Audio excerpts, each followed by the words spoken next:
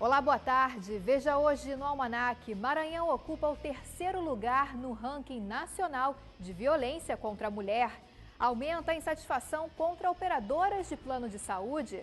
Veja também as notícias que marcaram a semana e o plantão do esporte com o melhor do esporte maranhense. O Almanac Guará, a sua revista eletrônica semanal, já está no ar.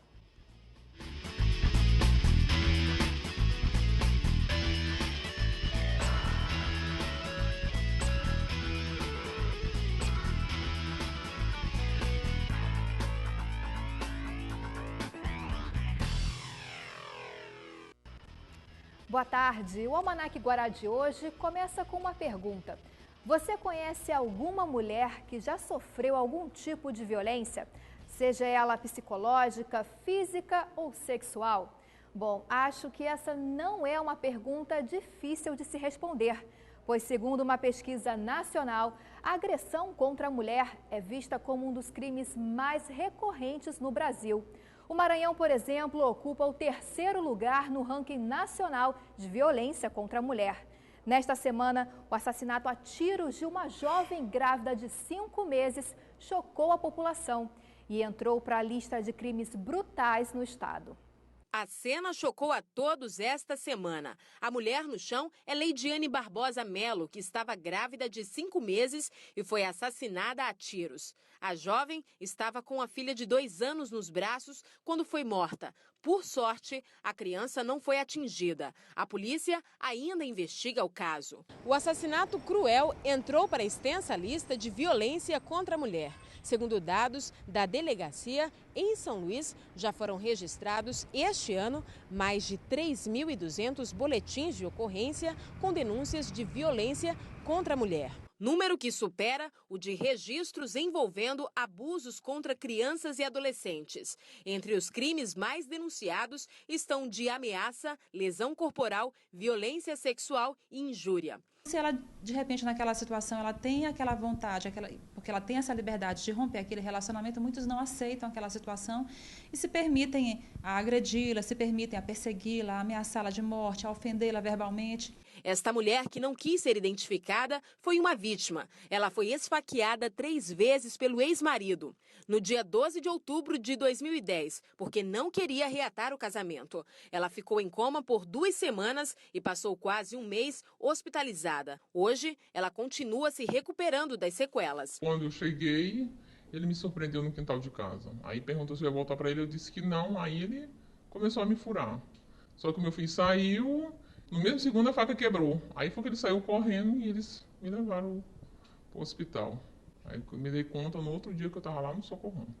Um relatório da Organização Mundial da Saúde concluiu que 1/3 das mulheres sofreram ou sofrem violência física ou sexual. Ainda de acordo com o relatório, 38% dos assassinatos contra mulheres foram cometidos por seus parceiros.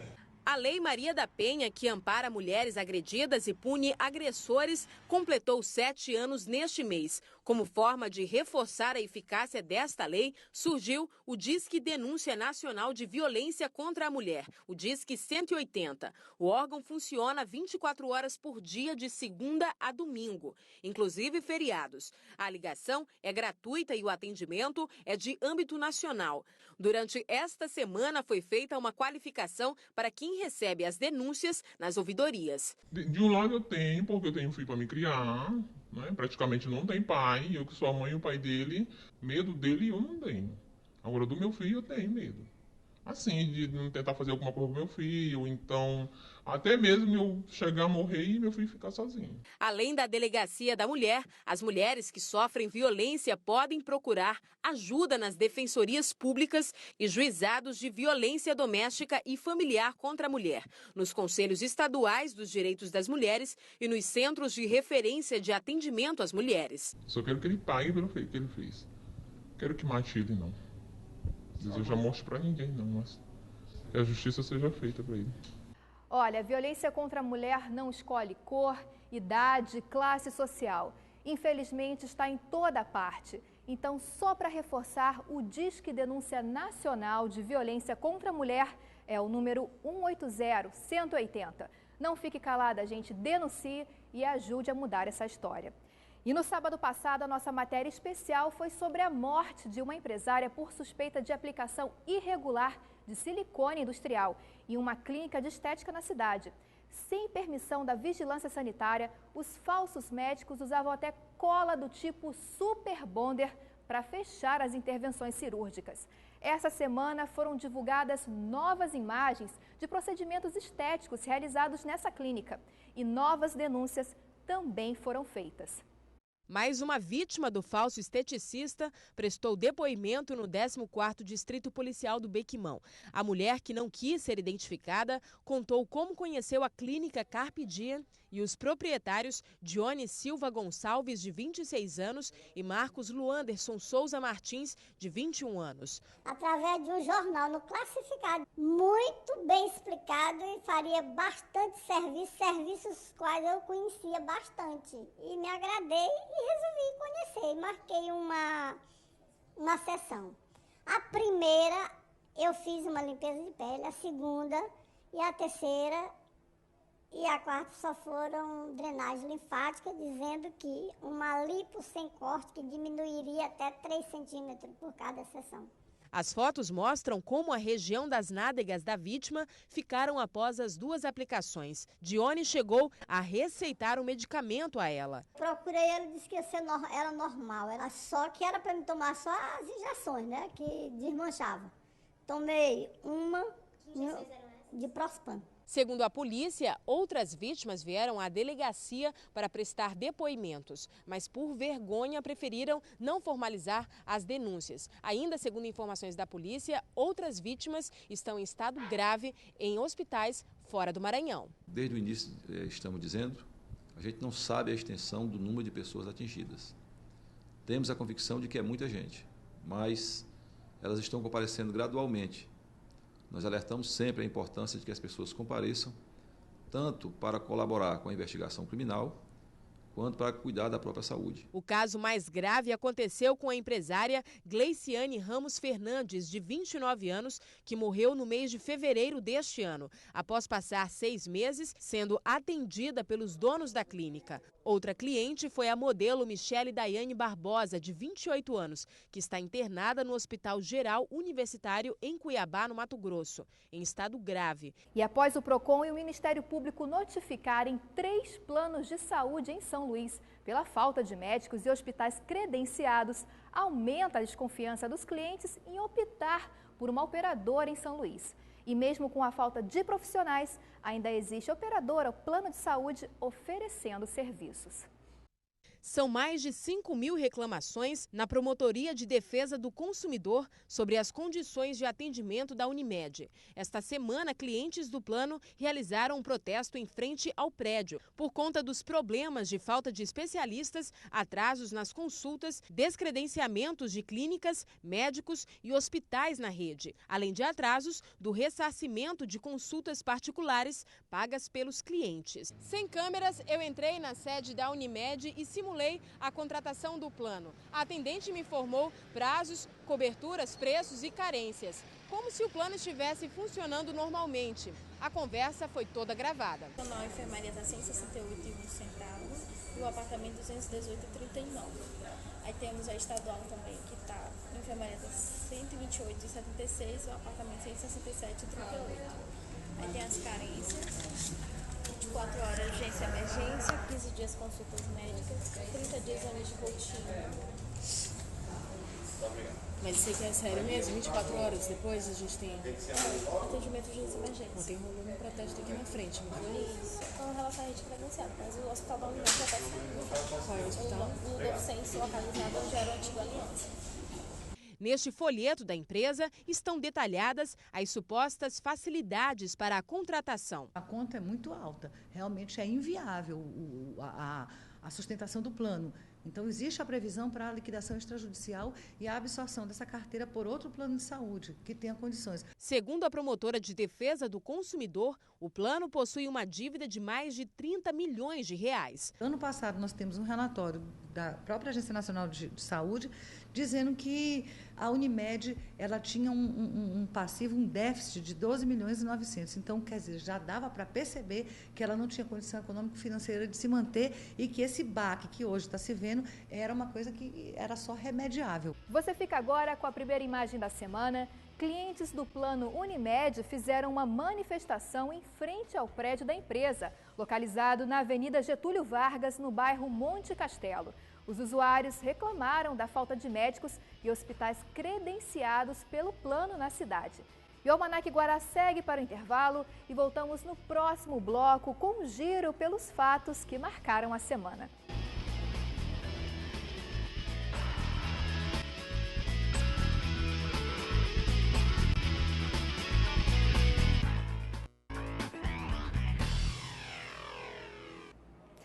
Almanac Guará de volta para falar sobre política.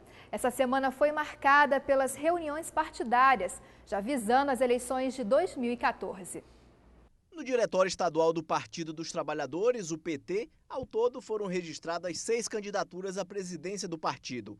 O momento também foi de começar a desenhar o cenário para as eleições de 2014. O partido estuda 3 possibilidades. A primeira seria a de montar uma aliança com o PMDB e apoiar o candidato de direita. É importante que a gente continue nesse processo. Nós temos o vice-governador do Estado, que é importante para o PT ter o vice-governador do Estado, né? Vamos eleger uma boa bancada de deputado estadual, de deputado federal. Então é isso, o PT vai crescer mais ainda. A segunda opção seria uma candidatura independente para concorrer ao governo do Estado. Outra alternativa é uma aliança com os partidos de esquerda, em especial o PCdoB, do candidato Flávio Dino. Tanto que nos vai nortear em 2014, embora eu defenda uma aliança com o PCdoB, com o Flávio, apoiei na eleição passada, é o projeto, né? E é um projeto de modificar os rumos do Maranhão.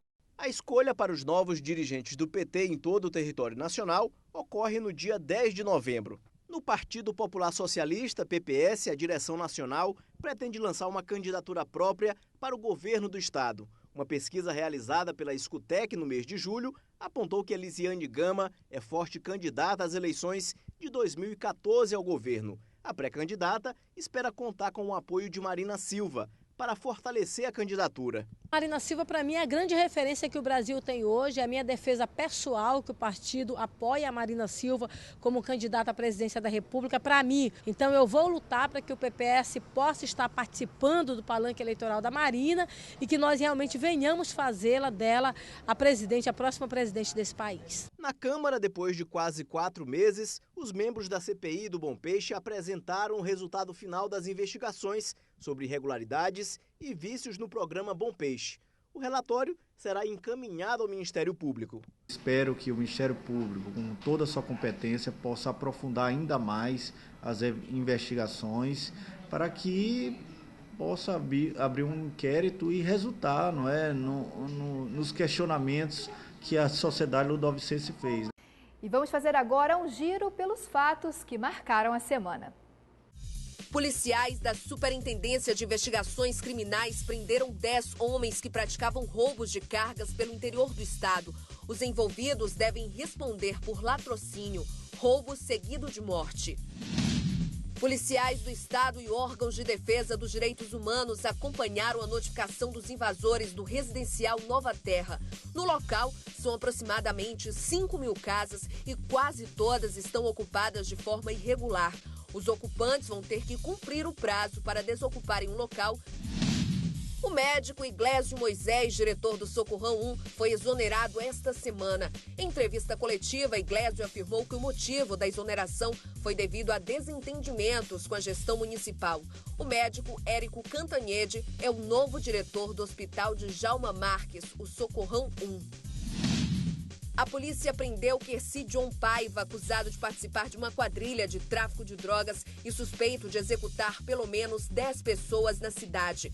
Esta semana, a polícia também apresentou uma quadrilha de traficantes formada com integrantes de outros estados. A quadrilha seria responsável pela distribuição de drogas na capital.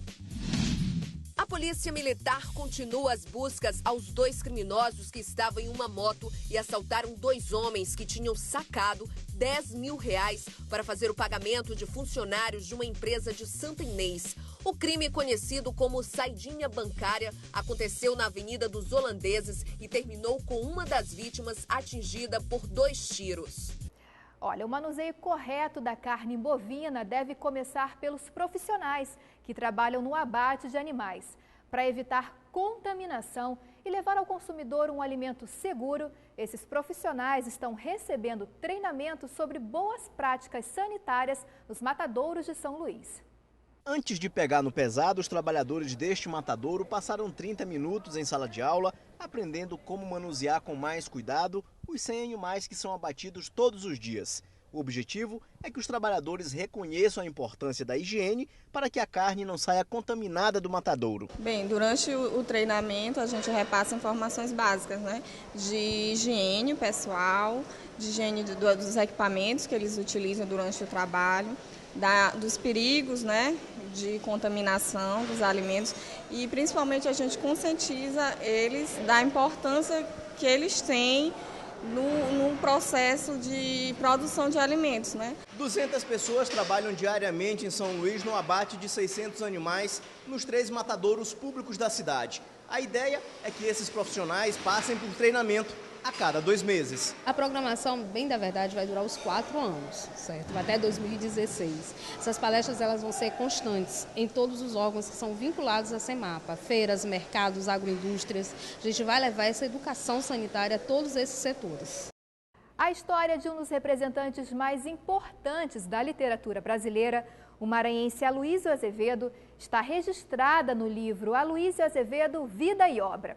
Essa é a 2ª edição da obra que chega ao mercado devido aos estudos de um pesquisador francês. Além do lançamento do livro, que faz uma viagem no tempo para resgatar o contexto histórico da vida e da obra de Aloysio Azevedo, os imortais da Academia Maranhense de Letras ainda puderam prestigiar o lançamento de um selo personalizado, que faz uma homenagem ao centenário de morte do escritor que introduziu o naturalismo no Brasil. Durante o lançamento do livro, obras como O Mulato, O Cortiço e Lágrimas de Mulher, de Aloysio Azevedo, foram recontadas pelo pesquisador francês Jean-Yves Merian, como forma de homenagear este maranhense que imortalizou seu nome na literatura brasileira. Para o pesquisador francês, a vida e a obra de Aloysio Azevedo se completam em um enredo fascinante, que faz questionamentos sobre a sociedade imperial, mas que também são muito importantes nos dias atuais. Escuta, uma coisa é gostar de muitos autores e outra coisa é efetivamente dedicar anos de pesquisa para realizar este livro. Eu tenho um interesse particular pela literatura realista naturalista, pelo Zola, pelo Eça de Queiroz, em Portugal, pelo Clarín na Espanha. Importância e fascínio confirmados pelos maranhenses. E nós da academia nos sentimos muito felizes, satisfeitos e honrados com a presença dele aqui, que já deveria ter vindo há mais tempo, porque é a reedição do livro, né? Ele já publicou nos anos 80 e agora está fazendo a 2ª edição de um livro muito procurado, não só no Brasil, mas no mundo inteiro. Bom, eu aprofundei o estudo sobre os romances folhetins, mostrando o caráter de literatura comprometida do Aloysio Azevedo, numa literatura que geralmente passa por uma literatura de mera diversão. Aprofundei também a apresentação da coerência das lutas do Aloysio Azevedo sobre um certo número de temas que para ele eram importantes, como a abolição, república, educação, papel da mulher na sociedade, mostrar que, no fundo, há uma coerência não na estética dos romances, mas nas preocupações. Vamos ver agora mais uma imagem da semana. O prédio que foi sede do Colonial Shopping no centro da cidade pegou fogo. Segundo o Corpo de Bombeiros, o incêndio começou em uma sala de máquinas que alimentam geradores de energia do prédio. Cerca de 30 trabalhadores estavam no edifício no momento do incêndio, mas ninguém ficou ferido e não houve desabamento. E o Almanac Guará faz pausa para o intervalo e na volta tem o Plantão do Esporte. Voltamos já já.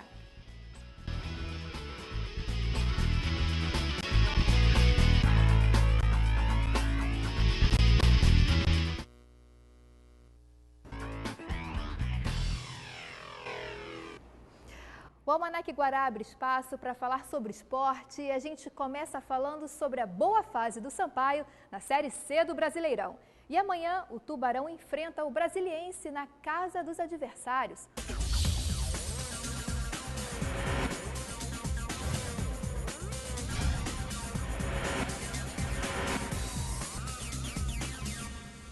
Após a vitória contra o Fortaleza por 2-1 no estádio Castelão pela Série C, o treinador Flávio Araújo revelou a felicidade pelo título simbólico do primeiro turno. Isso porque a equipe maranhense é a melhor do campeonato, sendo líder isolado do Grupo A com 20 pontos. Qual seria a receita para que o time possa chegar bem aí na segunda fase da competição?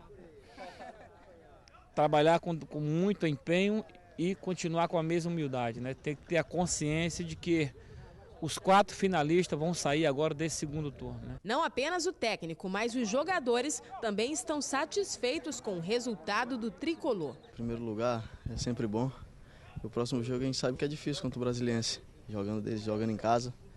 A gente vem de muitos jogos aí em cima um do outro, mas a gente vai dedicado aí para trazer os 3 pontos de lá.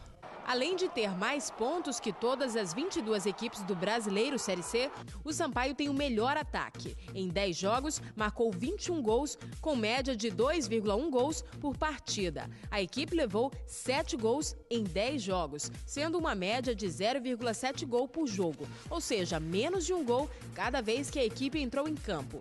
Neste requisito, o time maranhense só perde para o Guarani de São Paulo, que ainda não levou gols na competição, e o Caxias do Rio Grande do Sul, com 5 gols contra. Ainda falando em números, o atacante Thiago Cavalcante é um dos artilheiros da competição, com 6 gols marcados. Mas isso eu vejo também como segundo plano, porque primeiramente a gente quer classificação. Então nós temos a consciência de que o segundo turno vai ser muito mais difícil que o primeiro turno. E amanhã também será o dia do Moto entrar em campo, em busca de mais uma vitória para recuperar a liderança da Série B do Campeonato Estadual. Depois da vitória do último jogo contra o JV Lideral de Imperatriz, o Moto Clube volta a campo neste domingo pela Série B do Campeonato Maranhense.